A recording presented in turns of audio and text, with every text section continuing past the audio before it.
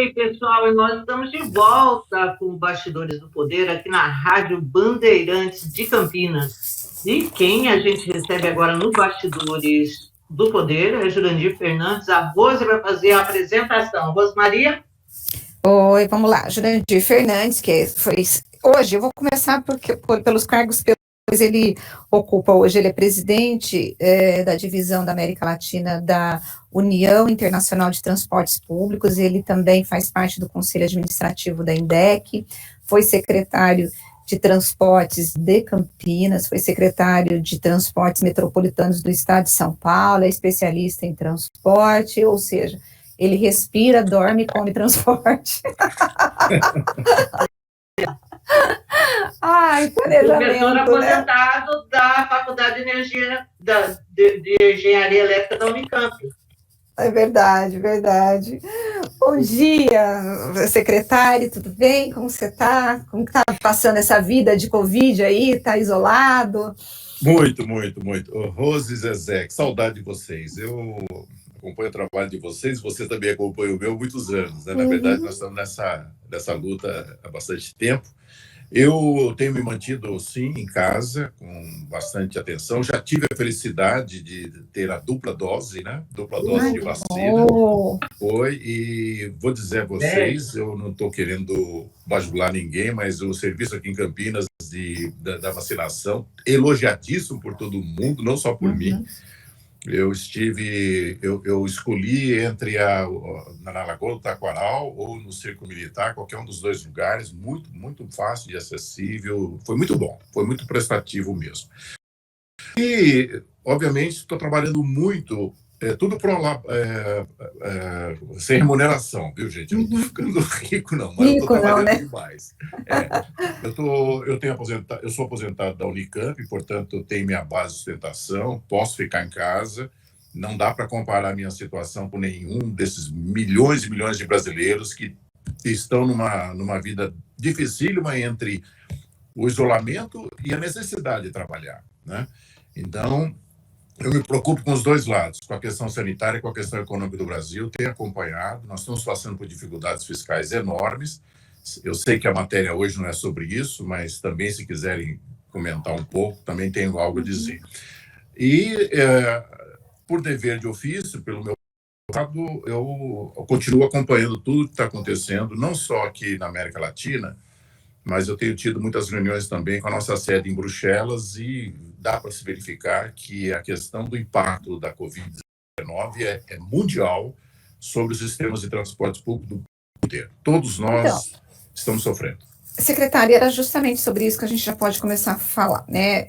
A gente vive uma situação, assim, que eu vou dizer paradoxal, né? As empresas dizem que houve uma redução, e houve mesmo, de passageiros por conta dos fechamentos, de todas essas questões, e por outro lado, os passageiros reclamam de uma superlotação, principalmente no horário de picos, de passageiros nos ônibus, nos trens e tudo mais. A minha pergunta é como equacionar esse problema? Seria o poder público teria que subsidiar ainda mais esse transporte para poder ter menos pessoas e mais ônibus? Porque quando você tem o fechamento do comércio, o que se faz é reduzir o número de ônibus. Por exemplo, aqui em Campinas, reduz o número de ônibus e você efetivamente tem lá uma super aglomeração no horário de pico. Qual é a solução para esse problema? Olha, o problema é da mesma dimensão, guardada as suas especificidades, de você estar com a necessidade de fazer o achatamento para não superlotar, né, deixar lotadas UTIs, todos os atendimentos médicos. Então, você precisa, obviamente, provocar um achatamento. Esse achatamento da demanda, no caso do transporte, ele veio com alguma eficácia maior ou menor, com aqueles que podem trabalhar a partir das suas residências, aqueles que realmente ficaram em casa, com os que evitando viagens desnecessárias, assim por diante. No entanto, você percebe que ainda há uma concentração nos picos. Agora, veja bem a dificuldade. Não há como... Vamos pegar um caso do trem e metrô, que é mais fácil das pessoas entenderem. O metrô, o trem, eles têm um intervalo, no caso do metrô, o intervalo na hora de pico é de 100 a 105, 110 segundos, né? Praticamente um atrás do outro. Como que você vai fazer para que as pessoas andem com bastante espaço lá dentro?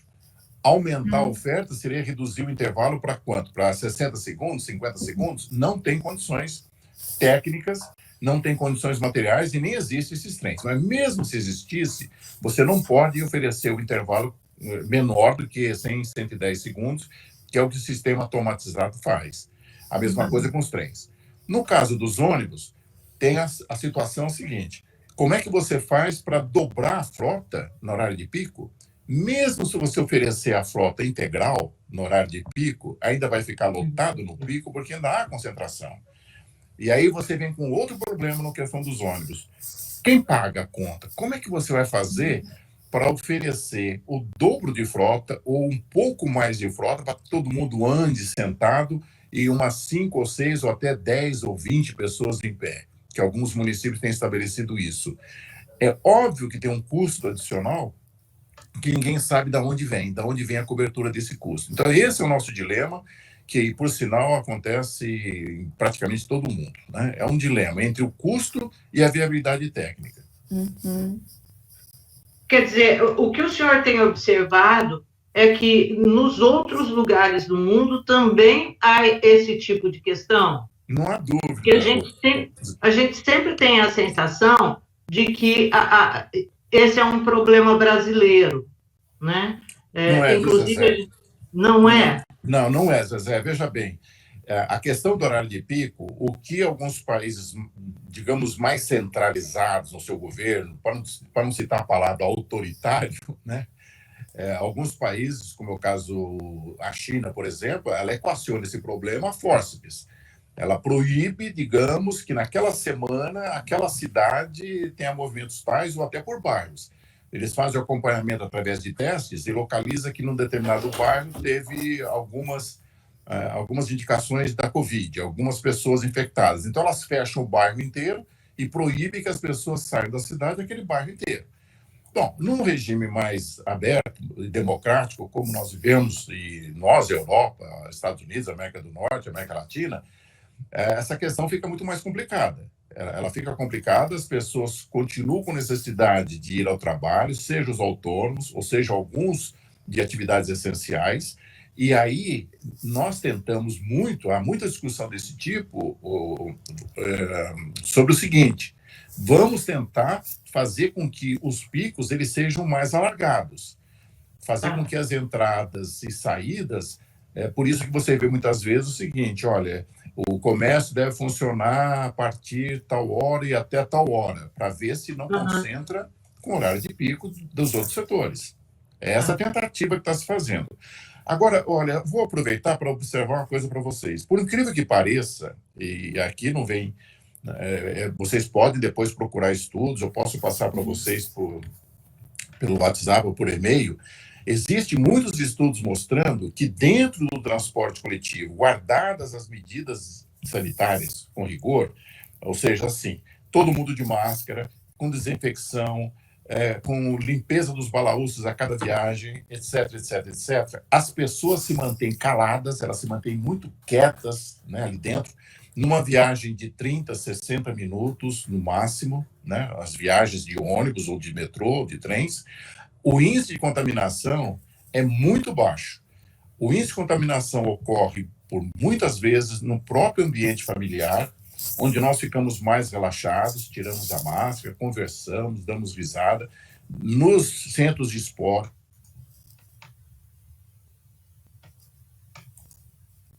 Ô, Jura, tá sem voz. Ele tem tá sem som. Voltou. Ok. A sua voz sumiu no finalzinho da tua fala, agora voltou. Voltou.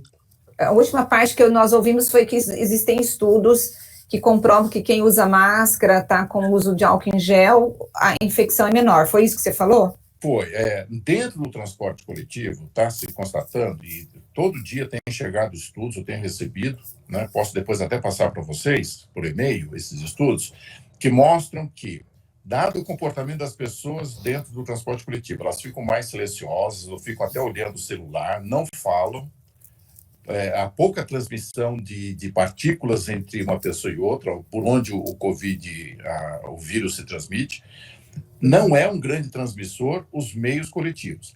É lógico que nós estamos falando numa situação em que você tenha 20 ou 30 pessoas em pé, 20 pessoas em pé dentro de um ônibus, que aí dá um espaçamento razoável e com máscara em silêncio, não tem ocorrido essa contaminação com tanta força. As contaminações, aí eu falei, por incrível que pareça, elas têm ocorrido com muita frequência dentro do próprio ambiente familiar, com as reuniões familiares, os jovens que chegam e não sabem que estão contaminados e contaminam os mais velhos, por não saber, não tem sintoma, muitas vezes o jovem nem tem sintoma, nos clubes, por isso que está se proibindo academias, clubes, bares, com mais rigor do que o próprio transporte.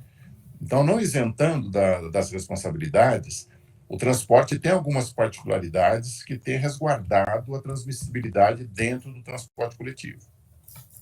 Tá certo. Pode ir, Zé. Bom, eu vou pular para um outro assunto. Pode ser, Rose? Você tinha mais alguma acerca disso? Não, eu ia falar de trens, mas eu não sei se você está inteirado sobre a licitação de ônibus aqui de Campinas. Você se inteirou dessa nova licitação que está sendo preparada aí pela prefeitura? Não, a nova não. Eu até, no governo anterior, houve a publicação do edital, né, com diversas manifestações depois do Tribunal de Contas, e houve respostas, muitas perguntas do próprio mercado, isso é comum. Então, até aquele momento, eu tinha algum conhecimento, né, de que havia determinadas regiões sendo licitadas, uma área branca, onde haveria o menor ingresso de ônibus a diesel, mais elétricos, os corredores também previstos, né, no caso, os 2 corredores grandes de BRT, mais a interligação perimetral lá em cima, em Campo Grande, com Ouro Verde, tudo bem. A partir do momento em que houve a mudança de governo, obviamente esse governo deve estar reestudando, reanalisando ou propondo algumas alterações, ainda não foi dado conhecimento ao Conselho, não estamos participando.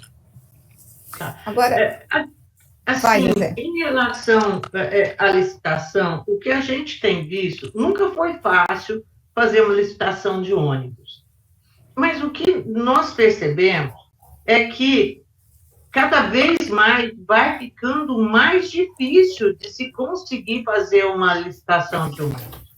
Olha, essa operação que nós temos em Campinas hoje é uma operação que foi feita lá no Doutor Hélio, há 15 anos atrás, e logo depois foi contestada pelo Tribunal de Contas do Estado, e não se conseguiu fazer outra licitação.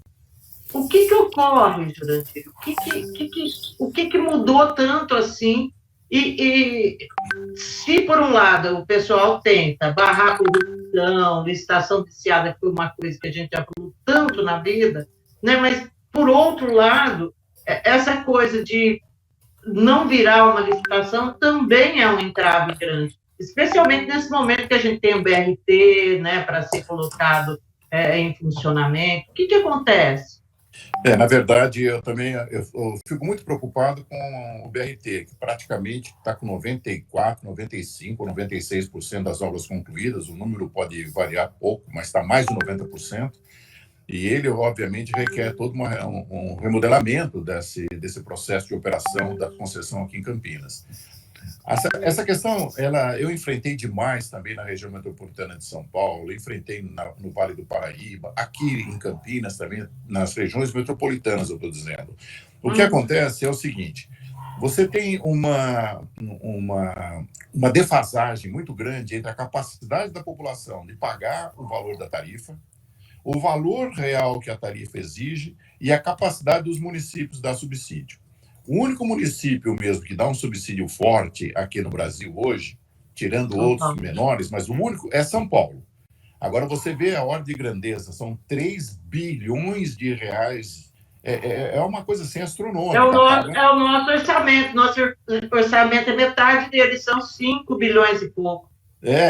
E você veja então, Campinas tem um subsídio bastante menor, mais razoável, não é da ordem, como tudo entre nós em São Paulo é de 1 para 10. No caso do subsídio, não. O Campinas tem um subsídio na ordem de 70 milhões, chegou a atingir talvez 90, hoje ficou num patamar de 70. Então, dadas essas premissas, o que aconteceu ainda, Zezé? Aconteceu que vem vindo já há algum tempo, não é só pela Covid, desde o início dos anos 2000, tem caído com certa constância no país inteiro, e nas regiões metropolitanas não está diferente, o número de passageiros tem caído. Por que tem caído? São diversas as naturezas, né? Você tem um acesso maior à questão das motos, houve um aumento no país inteiro das motos, houve financiamento maior da questão do automóvel. Não é de se esquecer também que no período, um certo período do governo Dilma ficou durante 5 anos a gasolina congelada, então houve uma facilidade de custeio também na questão do consumo, e muita gente foi, e aí veio aquela grande revolução, digamos assim, aquela disrupção, para falar a palavra mais clássica, que foi a introdução dos Ubers, né, dos sistemas de Uber. Tanto o Cabify, quanto o 99. próprio Uber, né? Eles vieram com um peso muito grande, porque além de ter uma tarifa mais baixa, um custo mais baixo sobre os táxis, acabou também pegando até passageiros que, em 2 ou 3, pegando um Uber, rateava. E se você lembrar bem, ele veio com muito mais força a partir de 2014, 15, o Uber, quando há uma massa de desempregado muito grande, né? Nós tivemos uma crise econômica com um PIB negativo de 3,5% em 2015, um repique negativo em 2016. Então, esse pessoal todo saiu para se virar. E foi muita gente no Brasil inteiro, 500, 600 mil pessoas pegaram seus carros e foram trabalhar com Uber. Isso afetou todos nós. Então, motocicleta, financiamento, os aplicativos já vinham derrubando. Quando chega a Covid, isso cai de 100 passageiros, já estava caindo para 70, 80, com a Covid caiu para 40%. Então, esse baque está sendo discutido em todo o país. E o que precisa? Vai precisar mudar o modelo de financiamento, o modelo econômico. Não dá para pagar mais o transporte só pela tarifa. Ou os governos vão ter que injetar subsídio, ou nós vamos ter que arrumar fontes extraordinárias para cobrir o custo do ônibus. O que seriam essas fontes extraordinárias, Jurandir? Essas fontes extraordinárias, as soluções mais básicas estão o seguinte. E aí você veja bem, mesmo países ricos. Tem até aqueles países que cobram um pedágio urbano, como é o caso de Londres, Singapura, que você entrar no centro da cidade, você paga. Há também agora uma discussão bastante importante, nos países nórdicos, tudo já está sendo aplicado. Você pega ali a Escandinávia inteira e vai por aí afora, todos eles é o chamado custo de acostamento. Por que custa zero você estacionar seu carro aonde você quiser? Você vai no centro da cidade, estaciona o carro e vai trabalhar. Você vai no centro, estaciona o carro e vai no seu... Então, o custo do estacionamento está sendo também considerado. E outra, fazer com que uma parcela de impostos ou de taxas sobre o uso particular de carro seja voltado para o transporte coletivo. Por exemplo, o caso sobre a gasolina. O pior de tudo, Rose, é que muitas vezes nós já temos isso no Brasil, mas depois vira pó. A CID, por exemplo, foi uma tributação, uma taxa sobre a gasolina, que todo o governo federal sempre retém todo esse depósito da CID para cobrir os déficits públicos que tem por lá. Então, é duro, mas está sendo discutido no mundo fontes extraordinárias que não sejam da própria tarifa para cobrir o custo do transporte público, transporte coletivo. Então, Jurandir, mas é o que a gente sempre fala, né?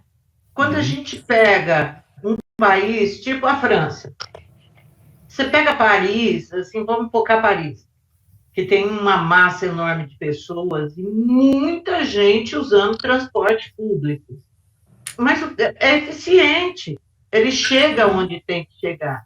Então, o que dá para fazer primeiro? Porque se você não tem um sistema de transporte coletivo eficiente, você aplica essas Eu ia chamar de sanções, mas é fontes extraordinárias. Não, na verdade, não é. Taxas, as pessoas vão sentir isso como uma punição, porque fala, é um Estado que não me dá e fica me arrancando o que eu tenho. Como resolver isso daí? O que um ciclo, você está falando bem, é um ciclo vicioso, tem que ser rompido. A pandemia, por exemplo, ela pode ajudar muito nessa ruptura, como vem rompendo barbaridade. O comércio eletrônico é uma ruptura. Quem achava que não, isso aí as pessoas gostam de pegar, manusear. Não, tá vendo que a coisa...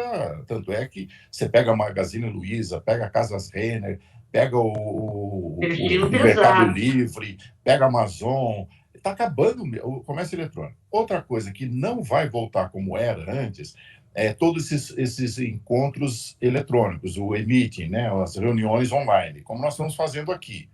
Isso também não vai voltar para trás. Então, há muitas mudanças ao mesmo tempo, Zezé, e isso tudo, você pode ver, afeta o quê? Afeta a mobilidade. O ensino à distância era um tabu. Nossa, o que é isso? Imagina ficar estudando por computador, ninguém vai estudar nada.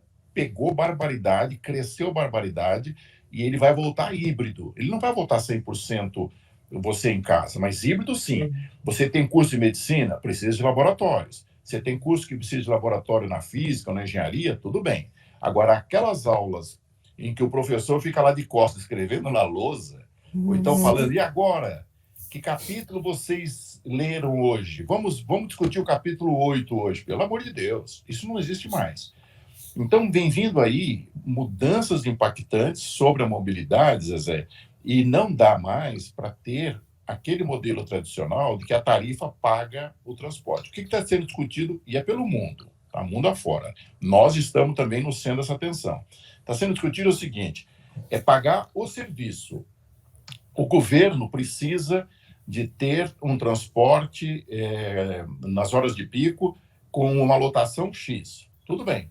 Paga aquelas viagens, o próprio passageiro pode pagar uma parte desse custo e a outra parte vem do setor público, que deverá arrecadar por essas formas que a gente está falando. Porque aí sim, aí o governo define, não interessa quanto é que é, tarifa, não sei o quê. Na hora de pico tem que ter um tanto de oferta que nós vamos bancar a diferença. Essa vai ser a discussão do futuro. Eu acho que por viagem, do serviço, por né? quilômetro, pagamento do serviço e não pagamento pela tarifa. O que está posto é que a redução de passageiros ela é real e vai continuar cada vez mais e precisa custear esse serviço, porque isso já está posto, não tem mais nem discussão, né? Está posto, viu, Rosi? E mais uma coisa que nós não estamos discutindo aqui, porque o nosso tempo também valeria a pena outro debate sobre isso.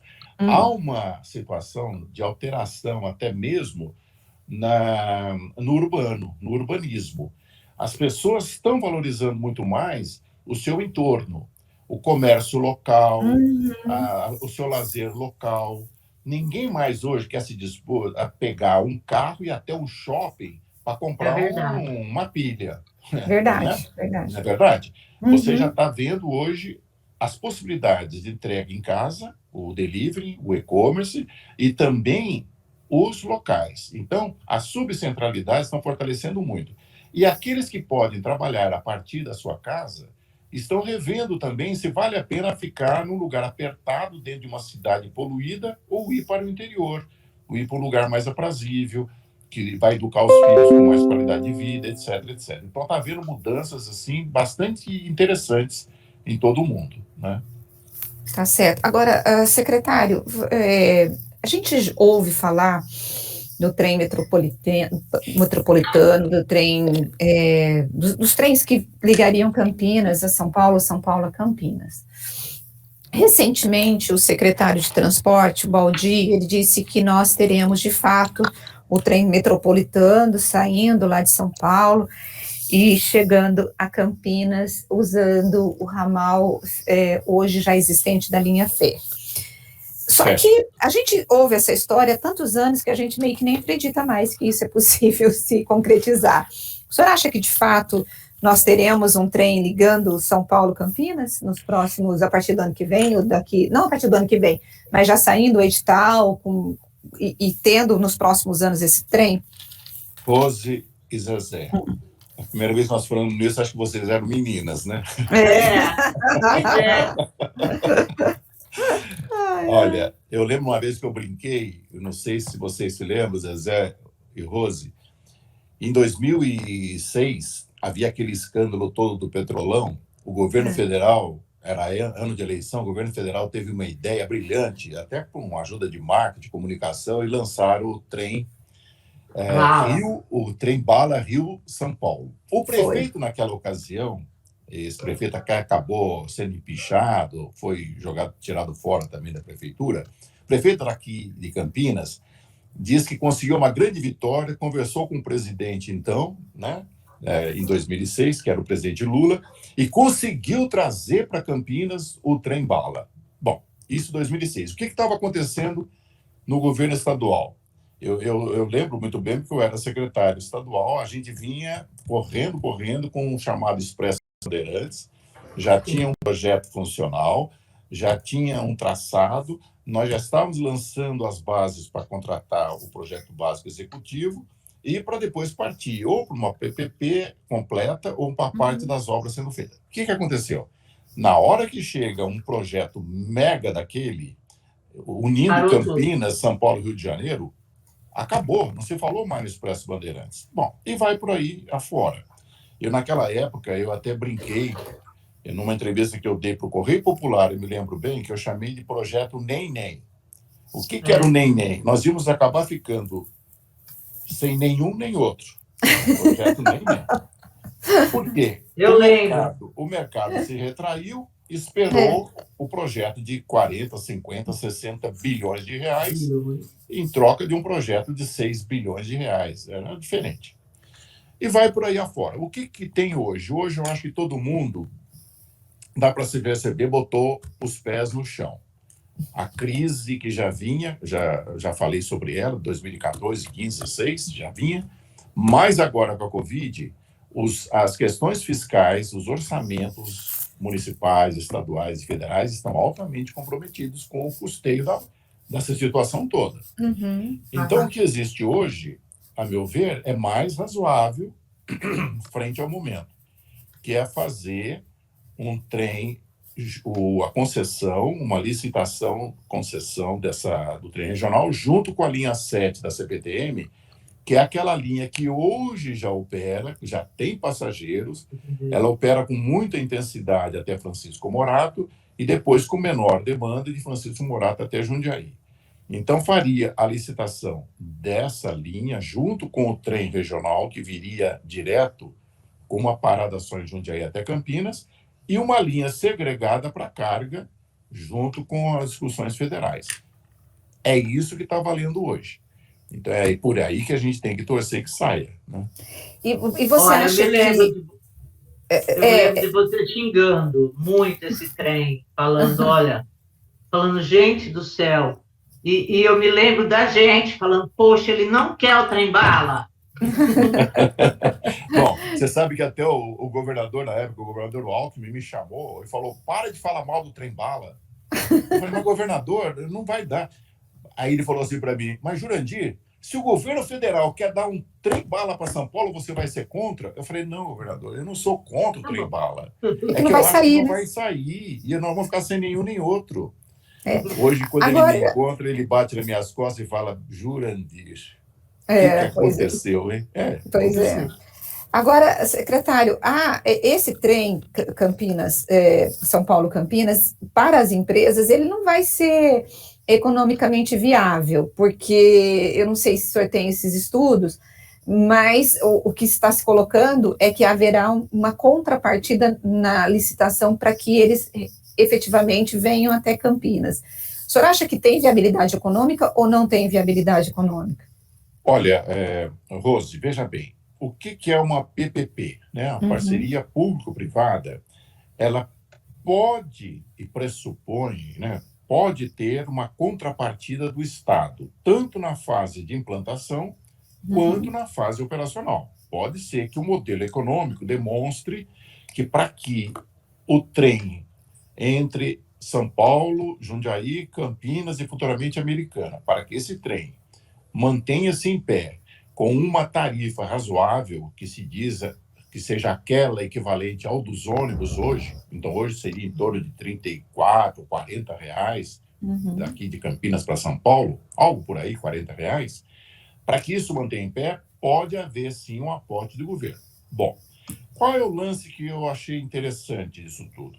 É colocando a linha 7, que é a linha que hoje já tem 400, 500 mil passageiros dia, que vai de Francisco Morato até a Barra Funda hoje, e que também tem um pedaço de serviço, que vai de Jundiaí a Francisco Morato, ou seja, colocando a linha 7 junto, já dá uma alavancada que pode dar mais sustentação ao trem regional. Ok. E veja bem, essa questão dos trens regionais não existe, tanto é que estamos aí nessa briga todos esses anos. Se fosse um filé mignon, já tinha aparecido dezenas de empresas. Eu faço, deixa que eu faço, deixa que eu faço. Não é bem assim. Por quê? Um trem regional, ele tem uma capacidade de 500 a 600 pessoas por composição. Digamos aí 500 pessoas. 500 pessoas, se você fizer de 10 em 10 minutos, que é uma frequência boa, hein? 10 em 10 minutos saindo, ele vai dar no máximo o quê? 10 em 10 minutos, são 6 partidas, 500 pessoas por trem, dá 3.000 pessoas por hora. Enquanto que um trem dá 40.000 pessoas por hora e o metrô chega a 70, 80 mil passageiros por hora. Então, é outra escala de grandeza. Então, um trem, ele tem uma capacidade, né, bem menor, a não ser que você vá fazer um trem de 5 em 5 minutos, mesmo assim vai para 6.000 passageiros por hora, e ele tem um custo razoável. Agora, o que nós temos que parar de ficar pensando só na questão do trem? Tem que pensar, gente, em todo o ganho do entorno. Há condição de você ter a Bandeirantes e a Anhanguera por toda a vida? Não. Nós vamos ter que ter uma alternativa. Então, se você pensar no jogo todo, numa ligação entre Campinas e São Paulo, só pensando em rodovia, nós vamos estar tendo um custo indireto por perdas, por horários, por acidentes. Imagina aquelas filas e filas de caminhões que você já vê nessas duas rodovias. O próprio Rodoanel, daqui a pouco, já não comporta mais a entrada ali, tanto da Bandeirantes quanto da Anhanguera, para acessar o Rodoanel. Então, há sim uma análise global, e é isso que entra o governo. O governo pode falar, não, nós vamos bancar uma parte porque precisa realmente viabilizar a ligação dessas duas grandes metrópoles aí do Brasil. Entende?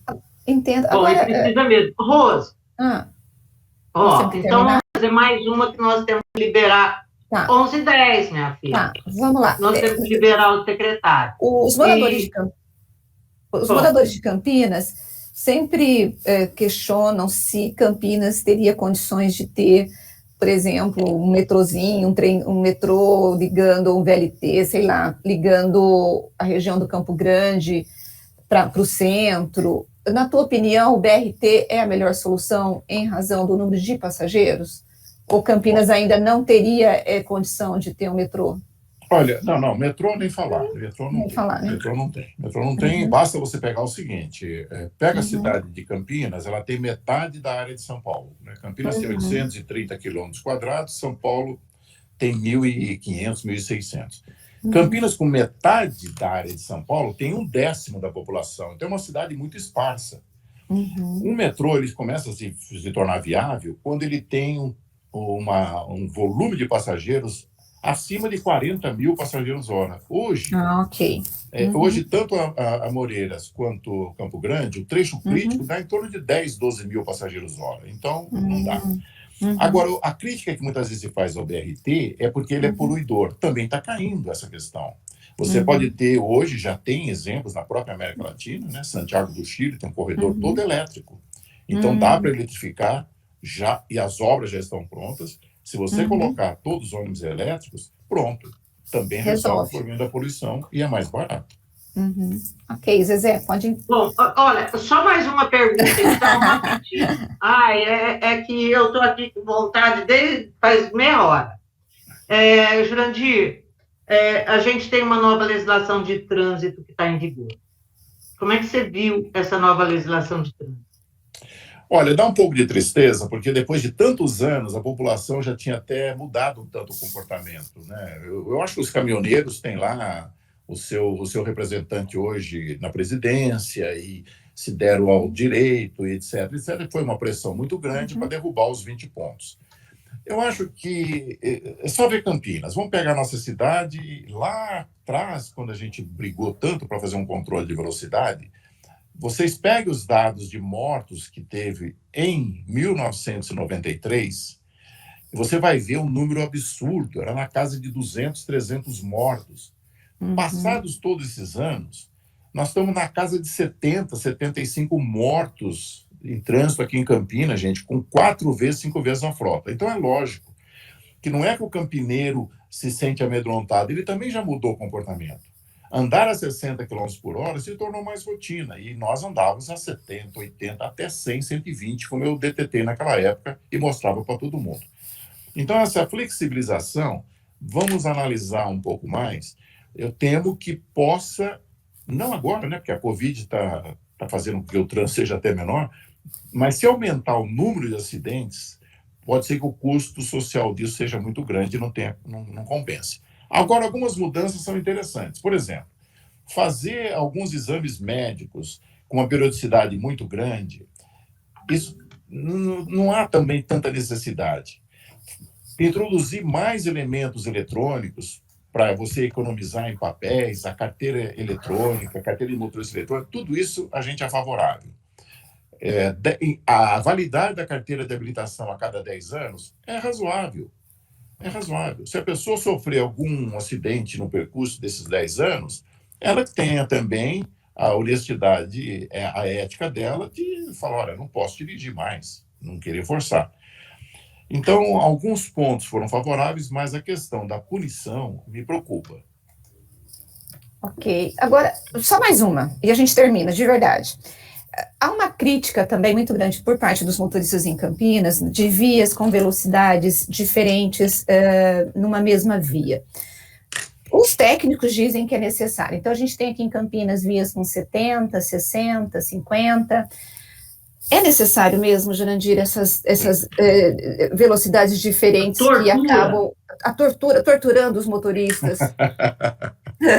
Eu acho, Aí tem algumas questões que, por exemplo, eu não gosto e não implantei controle de velocidade junto com o semáforo, né? Você já tem o controle do vermelho, você não pode passar no vermelho, lógico, muito lógico.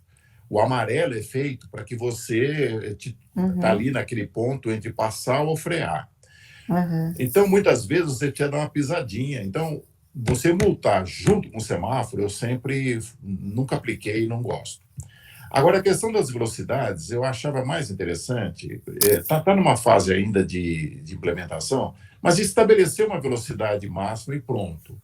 Por exemplo, se é 50 por hora, que a Europa tem implantado já faz tempo, e aqui em Campinas tem algumas vias com 50, porque tem ciclofaixa, porque tem muito pedestre, mas então faça alguma coisa assim. Olha, vai ficar o seguinte, toda a região urbana é 50 por hora e acabou. Aí vem uma questão seguinte, porque essa variação entre 60 e 50 é o que deixa as pessoas irritadas. Essas irritam muito, eu concordo, mas é uma questão de vamos estabelecer, né? E eu vou dizer para vocês, o mundo inteiro está partindo para cair para 50, não mais 60, porque o índice de fatalidade e atropelamento a 60 por hora é acima de 90%. E, às vezes, você baixando para 50, esse índice de fatalidade cai, mas cai com muita força.